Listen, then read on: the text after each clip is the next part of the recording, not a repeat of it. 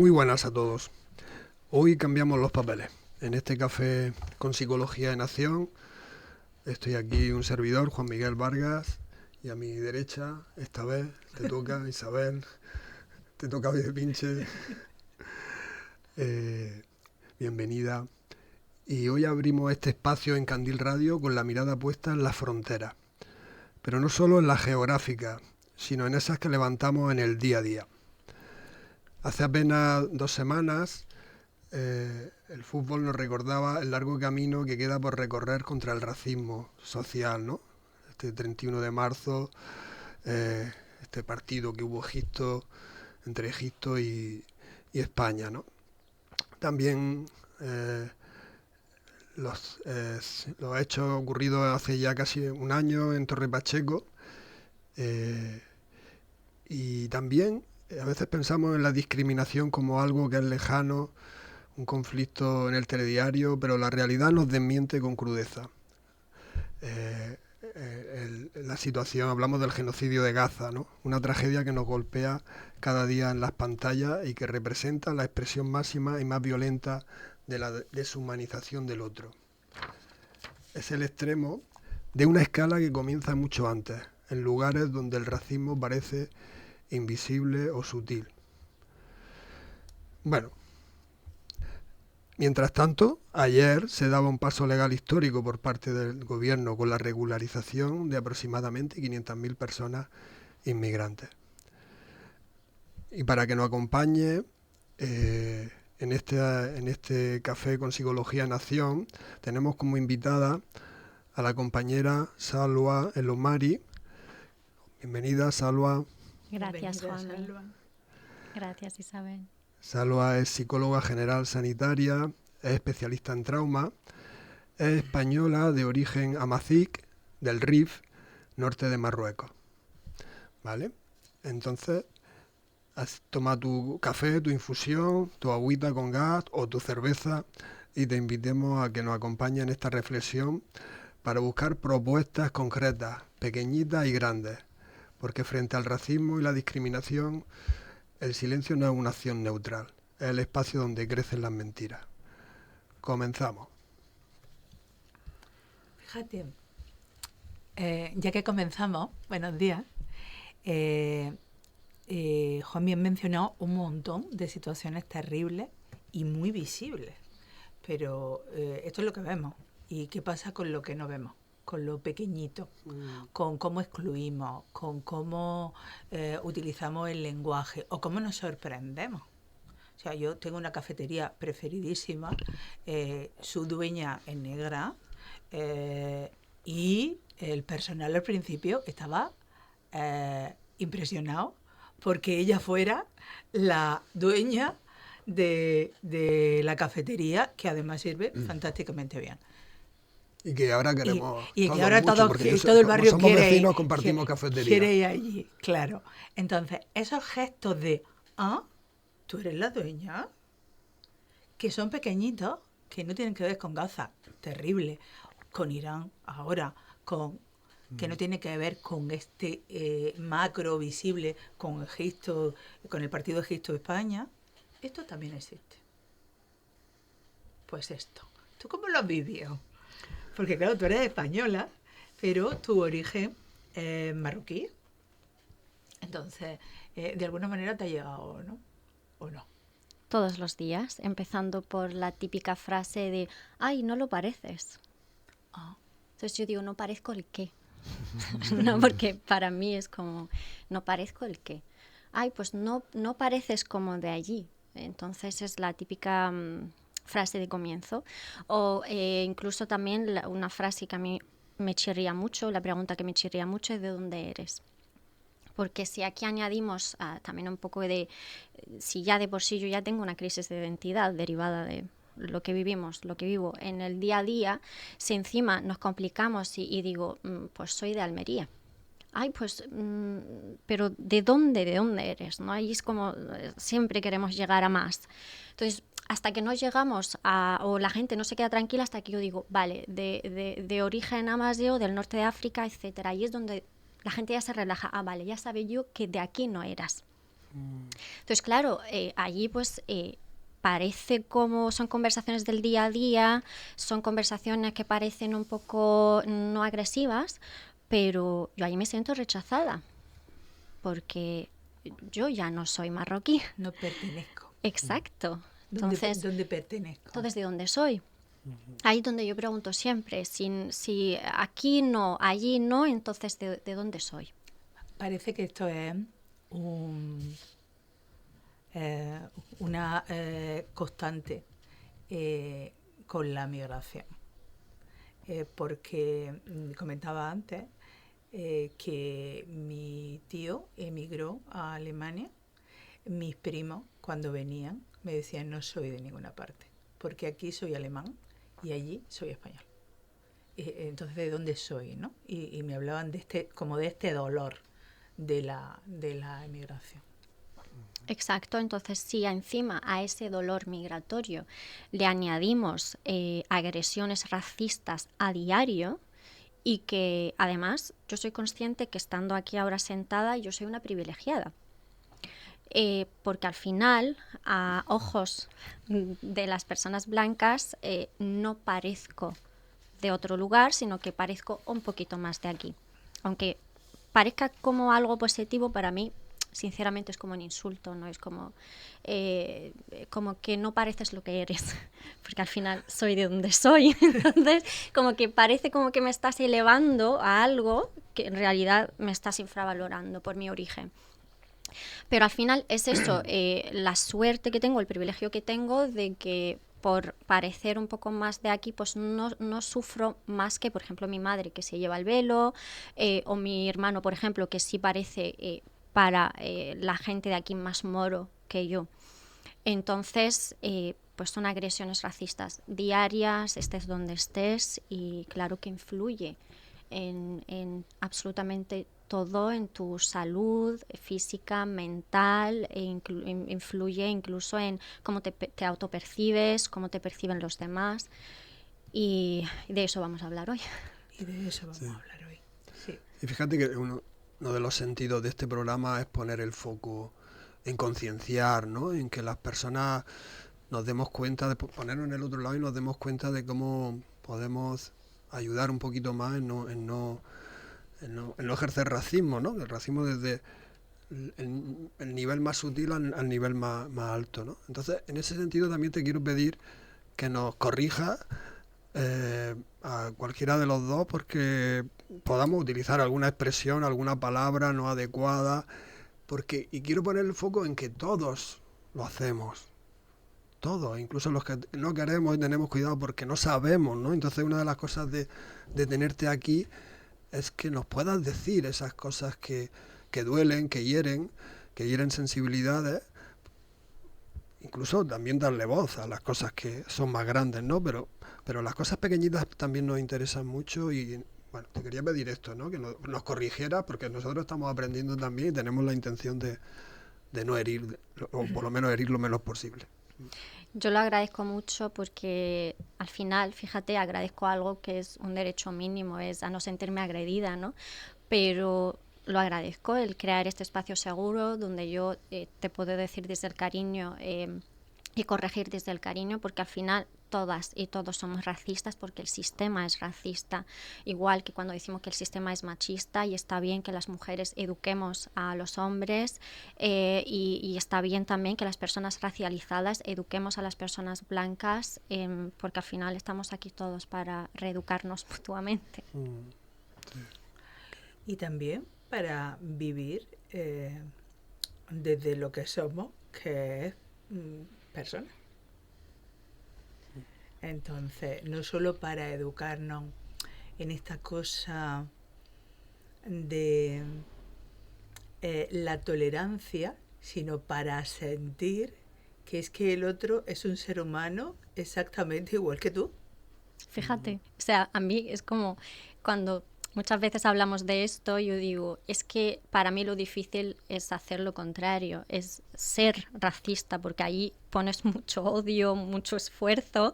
Entonces muchas veces me extraña y me cuesta a veces incluso empatizar con las personas racistas por lo mismo, porque digo, es que es más fácil tratar al otro como un ser humano más que a un ser diferente que le sacas 1000 diferencias, ¿no? Ponnos ejemplos. Estaba antes, no has contado alguno, ¿no? Pero me gustaría así como ejemplos de forma o que has vivido, ¿no? De pequeños racismos que podemos utilizar, que puedes vivir en tu vida cotidiana, ¿no? He tenido que hacer muchísimo trabajo conmigo misma para poder darme cuenta de la cantidad de situaciones racistas que he vivido y que he normalizado. Y siempre lo voy a contar, siempre como desde el privilegio. Al final soy una privilegiada en ese sentido y eso también me ha llevado un poco a no darme cuenta de situaciones que desde mi llegada, como yo lo recuerdo, desde mi llegada, que para mí eran compañeros de clase más y para esos compañeros de clase yo era una que ha venido de fuera.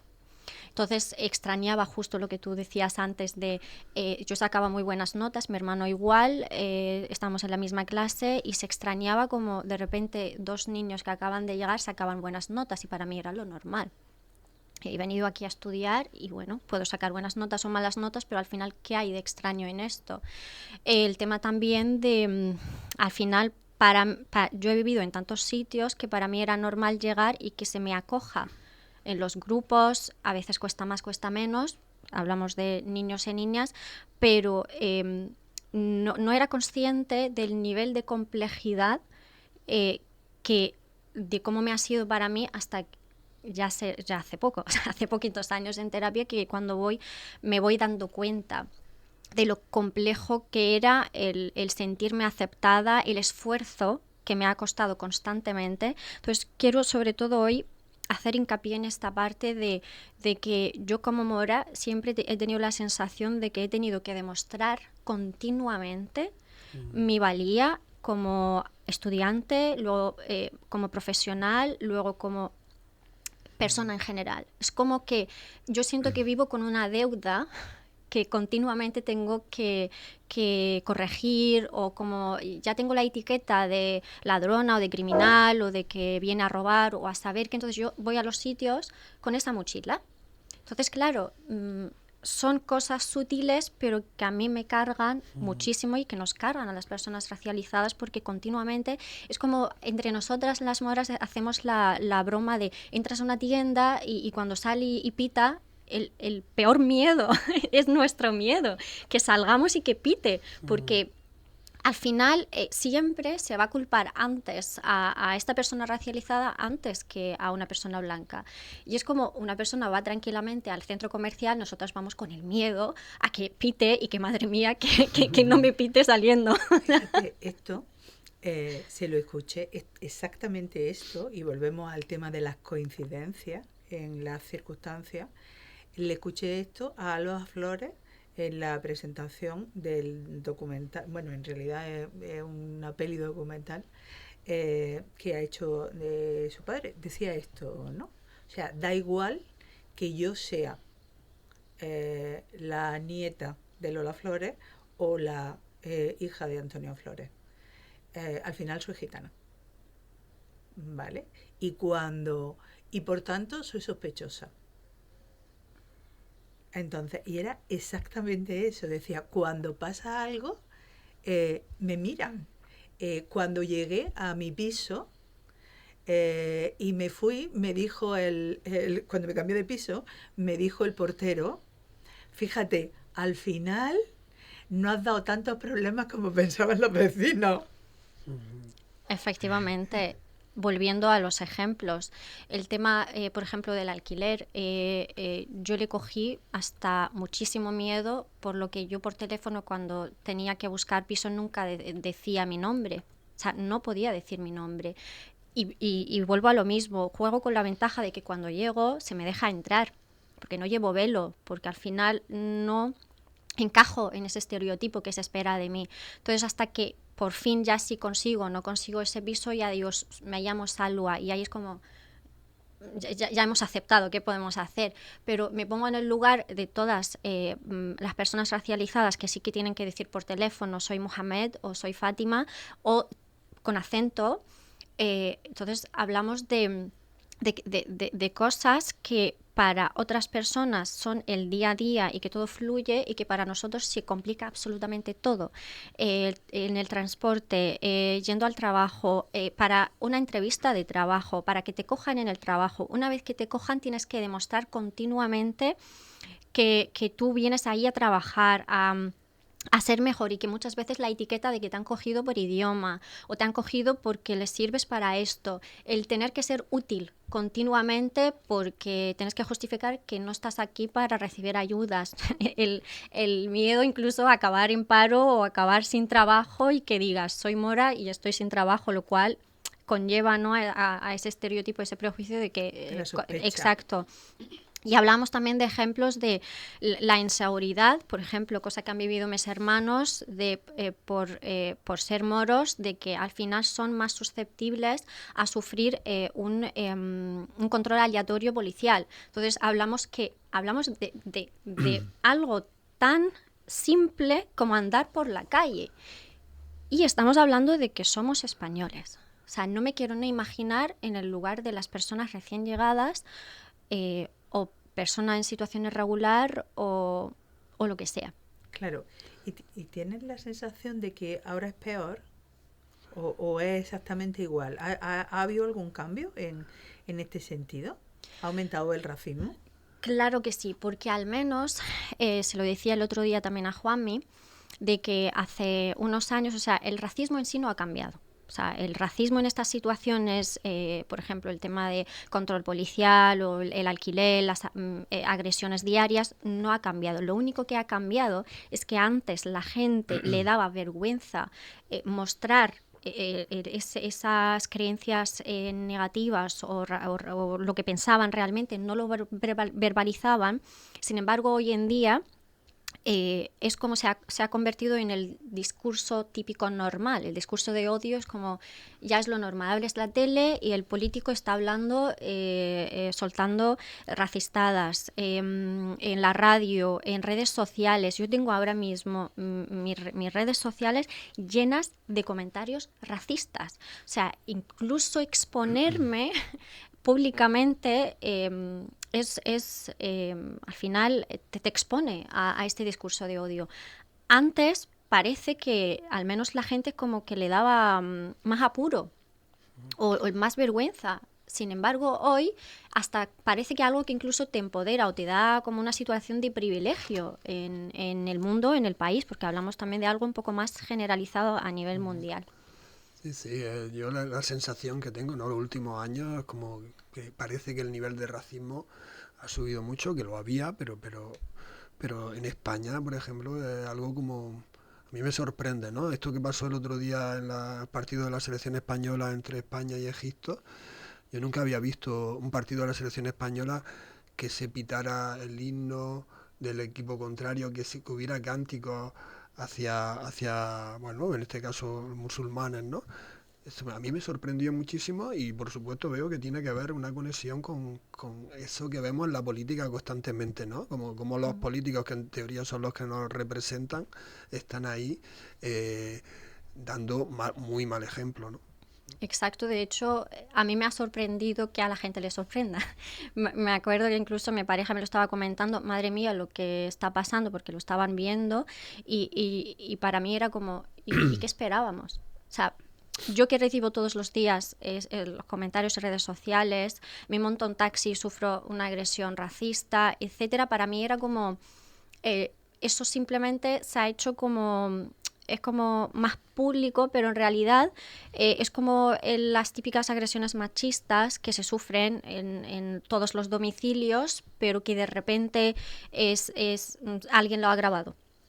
Esa es la única diferencia para mí. Por eso, para mí no había ninguna sorpresa. Me alegra, de hecho, fíjate tú...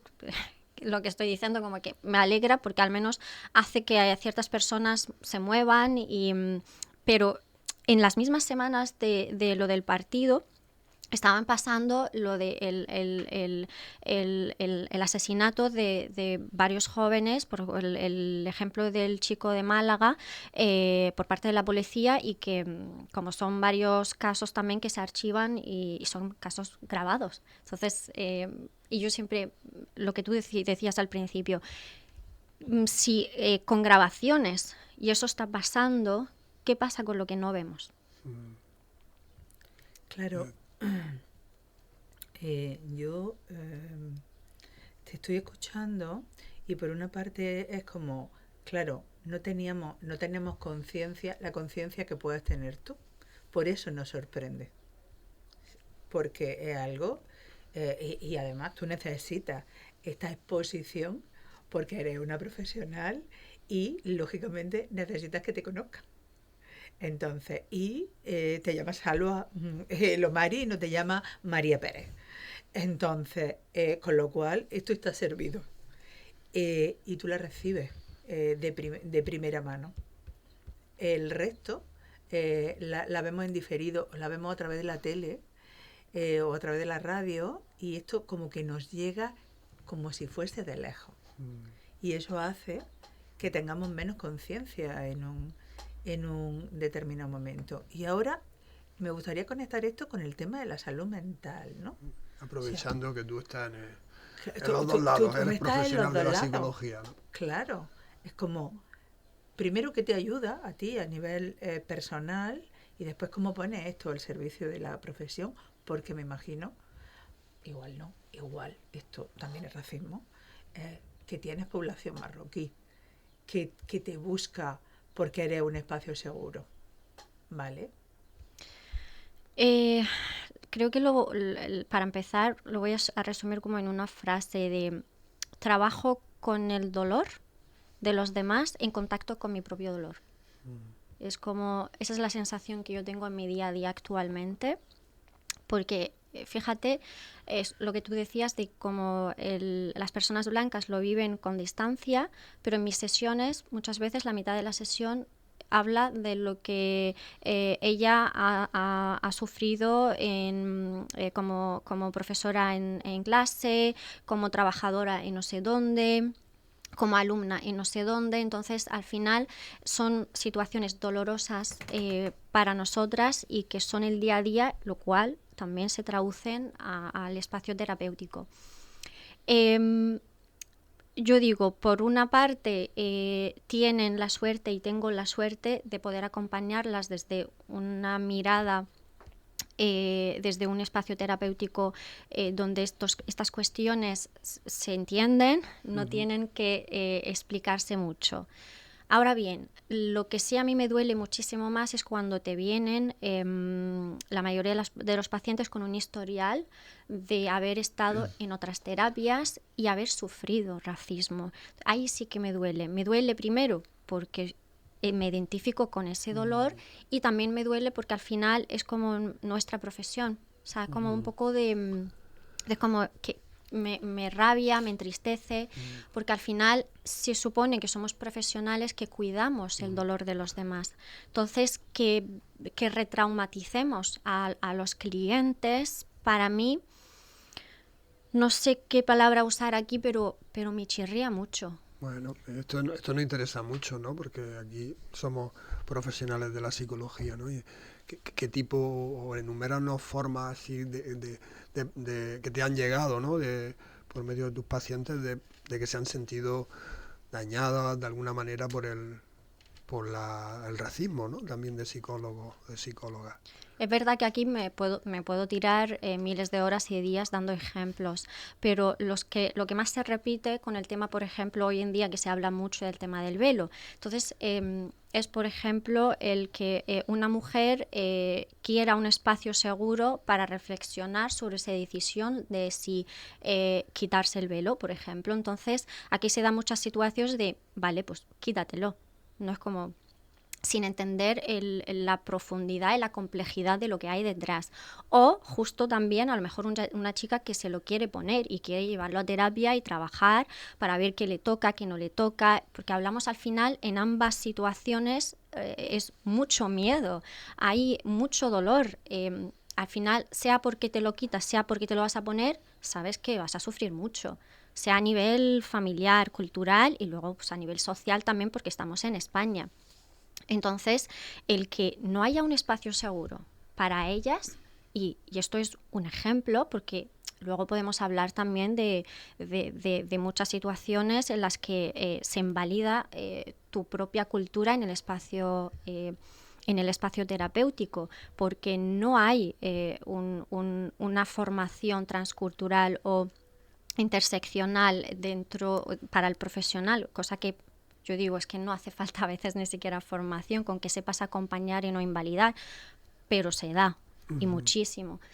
Entonces, me llegan personas con mucho miedo a volver a exponerse otra vez a otra psicóloga, y se agradece muchas veces que yo sea, que al menos entienda este dolor, pero sí, es bastante injusto.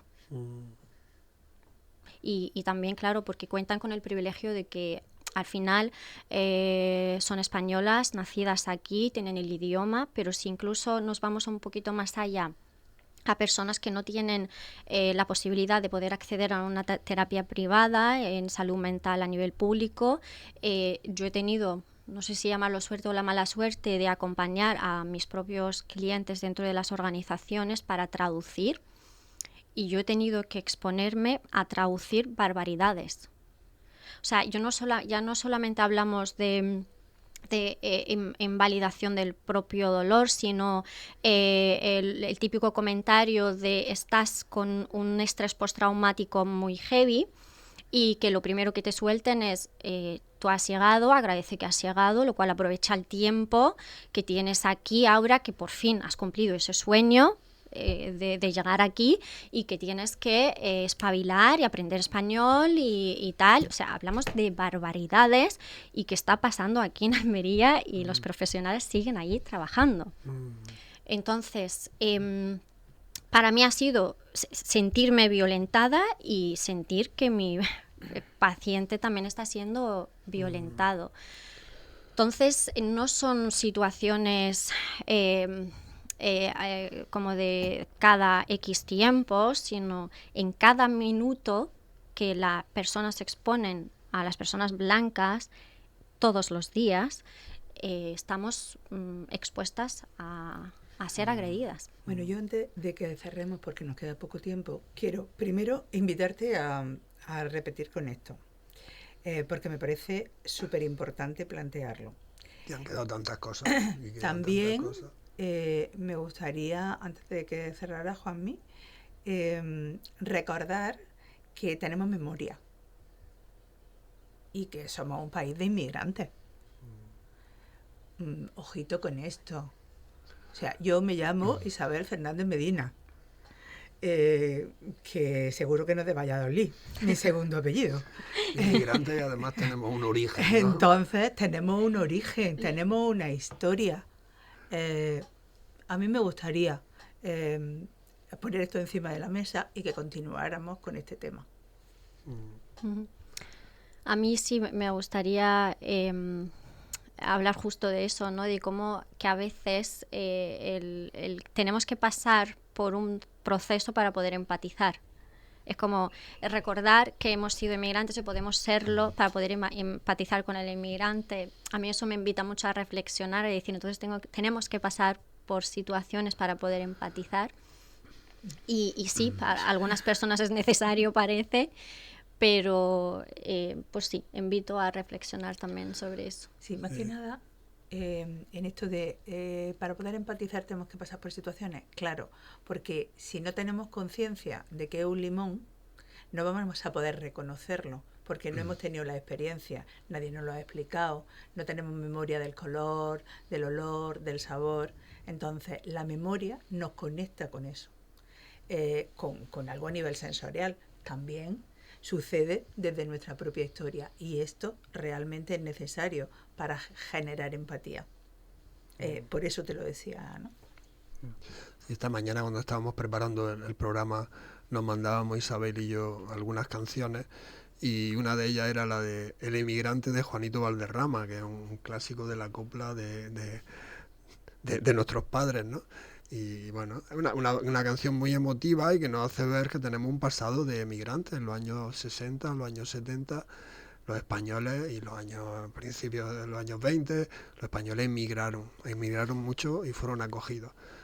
Muchos dicen, claro, no, pero llegaban bien con papeles y todas estas cosas. Digo, claro, yo no conozco a ningún persona de otro país que pueda venir con papeles y que no lo haga, ¿no? O sea, los que pueden venir con papeles lo hacen. Seguro. Y los que tienen que salir porque no pueden hacer otra cosa, pues lo hacen como pueden, ¿no? Entonces, bueno, yo totalmente te invitamos a que venga a otro programa, porque este es un tema para seguir mucho tiempo, y para que sigas dándonos un poquito de luz y de complementariedad, ¿no? Con todo lo que vuestras vivencias, ¿no? Creo Sí. que vamos a ser y me alegra que ayer, ¿no? Esta noticia del gobierno de 500.000 personas inmigrantes que son bueno, acogidas, ¿no? Como españolas, ¿no? Entonces, bueno, quizás sea una buena señal también de que podemos tener un país y un mundo en el que podamos vernos y empatizar de otra manera, ¿no? Como persona. Pues muchas gracias, Salva. Muchas gracias a vosotras. Gracias. Despido yo, que Juan me parece que no tiene entrenamiento en esto. Besos a todos, nos vemos en el próximo. Besos.